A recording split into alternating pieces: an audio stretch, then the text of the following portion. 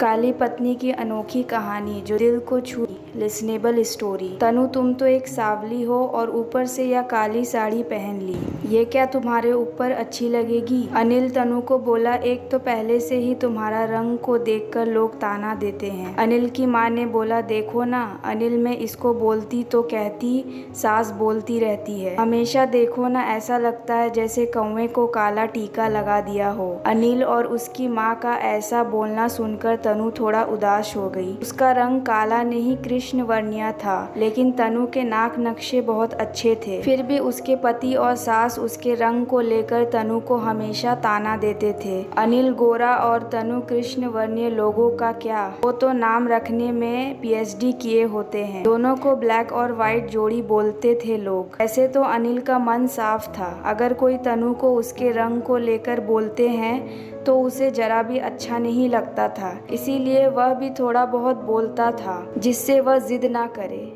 लेकिन जब अनिल तनु के रंग को कुछ भी बोलता था तो उसे इस बात का पछतावा भी होता था। उसके बारे में माँ घर में हमेशा कुछ न कुछ बोलती थी। आज भी वैसा ही हुआ। घर में त्योहार के समय में सुबह सुबह जब सास ने तनु को कुछ बोला तो वह थोड़ी घबरा गई। उसके चेहरे पर भी शांति थी। अनिल सचमुच में खुद पर शर्मिंदा था। एक गुनहगार की तरह घर पर बैठने के बजाय वह काम के लिए बाहर चला गया। उसने देखा कि सड़कों पर कई सारी महिलाएं काली साड़ियों में चल रही थी। वे सभी गोरी नहीं थी, लेकिन उन पर काली साड़ी बहुत अच्छी लग रही थी।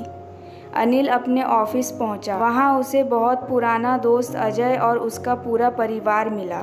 तभी अचानक पीछे से अजय की पत्नी आई। वह भी सावली रंग की थी और उसने भी काली साड़ी पहनी थी।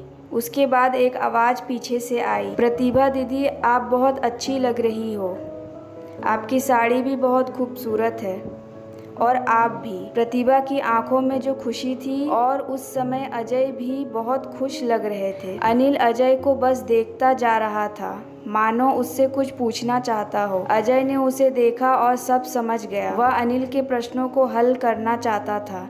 अजय ने अनिल से सीधे ही पूछ लिया, पूछो तुम्हारे मन में जो भी बात है, मैं उसका उत्तर देने के लिए तैयार हूँ। अनिल थोड़ा घबरा गया, बोलने लगा कि नहीं नहीं, ऐसी कोई बात नहीं है। अजय ने अनिल से कहा कि तुम मुझे नहीं जानते कि मैं लोगों के मन की बातें कितनी अच्छे से पढ़ लेता हूँ, और तुम तो मेरे काफी पुराने दोस्त हो, तुम्हारे मन की बात भला कैसे मुझसे छुप सकती है? अजय बोला, चलो ठीक है, मैं ही बता देता हूँ। तुम यही सोच रहे हो ना कि मेरी पत्नी जो रंग से सावली है और आज उसने काली साड़ी भी पहन रखी है, फिर भी हम दोनों इतने खुश कैसे हैं?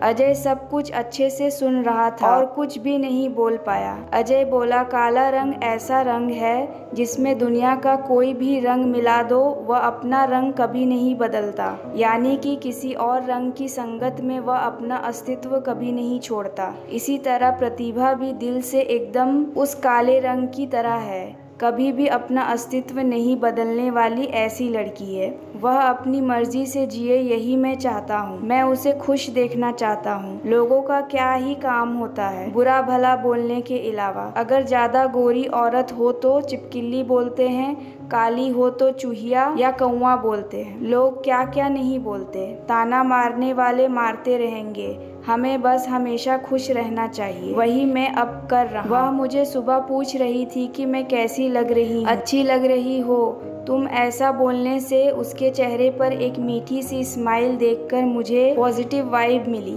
घर से निकलने के बाद तो सभी बोल रहे थे कि अच्छी लग रही हो भाभी। हम दोनों ने अच्छे मन से ये बात सोची, कोई ना कोई ताना मारने के लिए बोला ही होगा ना, उस वजह से जीना तो नहीं छोड़ सकते हैं ना। अजय को उसके घर का सुबह का इंसिडेंट याद आया। उसे खुद पर ही गुस्सा आया। उसे उसकी गलती का एहसास हुआ। मैं ही तनु को दुख देता हूँ, उसके वजह से सब उसे बोलते हैं। अब मुझे ही अपनी गलतियों को सुधारना होगा, उससे माफी मांगनी होगी। अनिल ने हंसते हुए अजय को अलविदा कहा। अपना काम निपटाकर वह एक साड़ी की दुकान में गया। तनु के लिए उसने काले रंग की साड़ी भी ली और घर आया। घर पहुंचते ही उसने देखा कि तनु शांत बैठी थी। उसने तनु को आवाज दिया और साड़ी उसके हाथों में दे दी। तनु को आश्चर्य हुआ।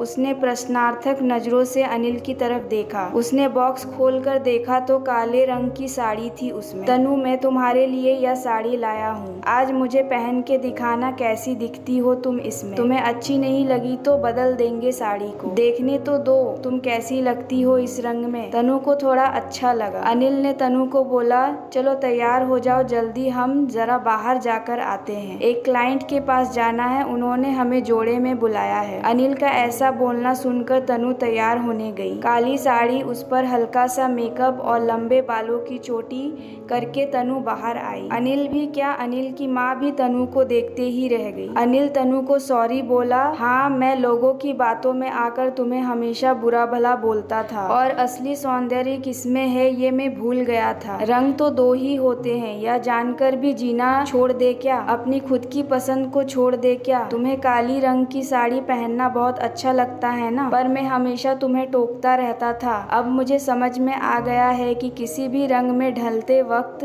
मन साफ हो तो खूबसूरती निखर के आती है। तुम जैसे चाहती हो वैसे ही जियो। मैं कभी भी तुम्हें कुछ नहीं बोलूंगा। और हाँ, तुम सचमुच सुंदर दिखती हो। यह काला रंग तुम्हारे रंग पर अच्छा दिखता है। तनु के चेहरे की लाली और भी ज्यादा बढ़ गई थी इस बात को सुनकर।